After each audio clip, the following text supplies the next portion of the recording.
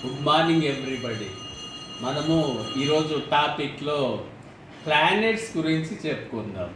పుస్తకాల్లో మనం చదువుకునే ప్లానెట్స్, మరి గుడిలో పూజ చేసే ప్లానెట్స్, నవగ్రహాలకి ఏంటి డిఫరెన్స్?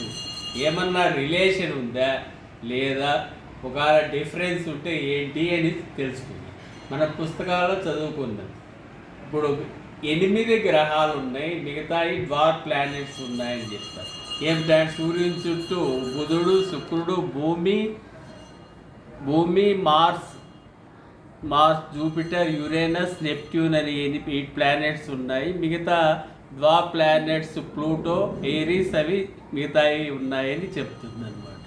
కానీ విచిత్రం ఏమంటే మేము చదువుకునేటప్పుడు ప్లూటోని ప్లానెట్గా కన్సిడర్ చేసి 9 ప్లానెట్స్గా ఉండేది. ఇప్పుడు ప్లానెట్ స్టేటస్ని డిగ్రేడ్ చేసి 8 ప్లానెట్సే చేశారు. 9 కాస్త 8 అయింది. సరే, దాని సంగతి పక్కన పెడతాం. మనలో చాలామంది గుళ్ళకి పోయింటారు. గుళ్ళకి పోతే అక్కడ ఏమేమి ప్లానెట్స్ నవగ్రహాలు పూజ చేసింటారు. వాటిలో పూజ చేసేటప్పుడు సెంటర్లో సూర్యుడు, మిగతాయి చంద్రుడు, తర్వాత బుధుడు, శుక్రుడు, కుజుడు అంటే మార్సు, తర్వాత జూపిటర్ అంటే గురుడు, శని ఉంటారు. తర్వాత రాహు, కేతు అని చూస్తాను. ఎవరైనా పూజ చేస్తే చదువుకున్న వాళ్ళు చాలామంది పోతా అంటారు అక్కడ.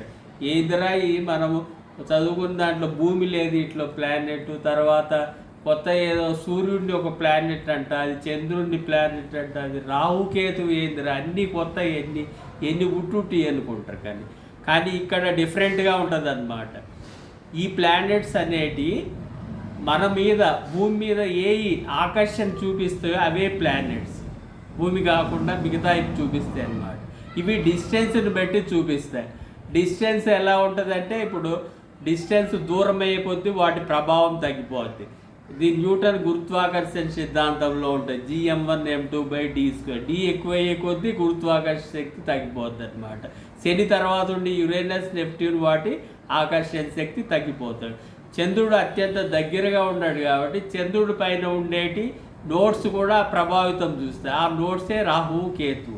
సో ఇవన్నీ నవగ్రహాలు అంటాయి అన్నమాట. మన వాళ్ళ భారతీయుల ప్రకారం అత్యంత ప్రభావితంగా ఉండేటి ఈ 9 ప్లానెట్స్. మరి సైన్స్ పరంగా వాళ్ళు రోజుకు ఒకసారి 9 అని 8 అని మారుస్తారు. మీరు చెప్పండి ఏది correct? Thank you for watching.